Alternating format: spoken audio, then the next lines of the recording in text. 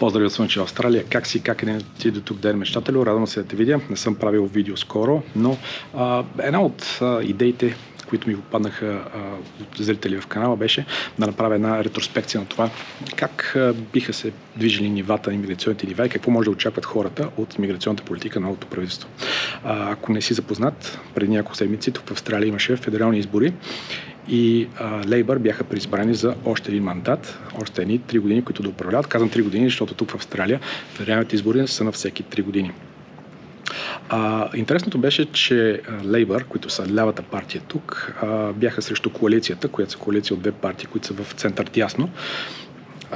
Беше като че ли предизвестена от това, което се случва в Щатите. Както може би знаеш, Тръмп беше избран през ноември миналата година. След победата, либералите и националистите, които образуват коалицията тук, като че ли решиха да вземат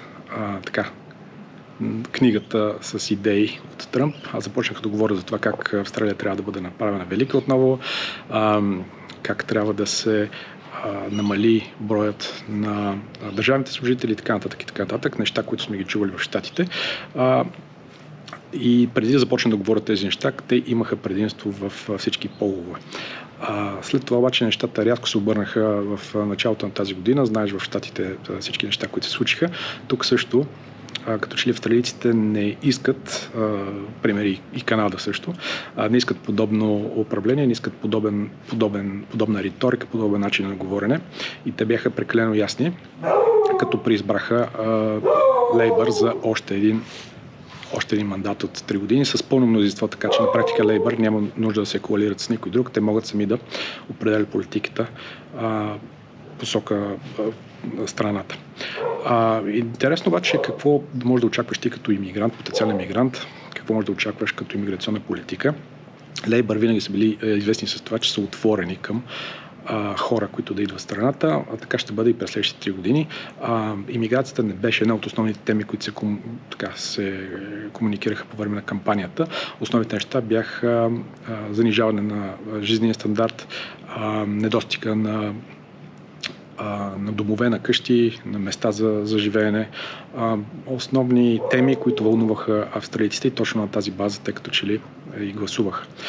Имиграцията тези избори остана на заден план и за нея не се говореше прекалено много, но очакванията от Лейбър е, че те ще продължат, ще запазят сравнително високи нива на имиграция, сравнително високи нива на хора, които имат конкретни професии, които са нужни на икономиката, но пък за сметка на това ще се затегнат визите за учащи.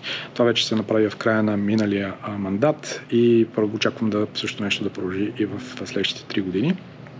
Така че ако ти смяташ да имигрираш, колкото и все по-трудно да става заради голямата конкуренция, шансовете ти са все още добри, защото, пак казвам, Лейбър са по-отворната партия към това хората да имат добър поток от хора, които да помагат на страната и развитието й. Интересното тук е, че либералите бяха изключително внимателни, защото се отнася до темите за имиграция. Те също казаха, че няма прекалено много да намаляват бройките, но като по-дясна партия, като идеите по-скоро предпочитат да няма толкова потенциални имигранти.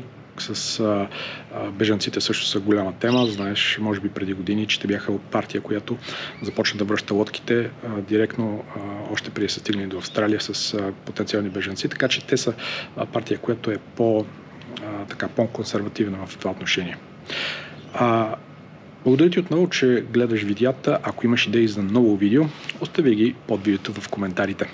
Ще ми е интересно да чуя и твоята тема, и твоите възгледи за това как се развива Австралия и докъде си стигнал с имиграционния процес. Ще се видим в следващото видео. Чао сега!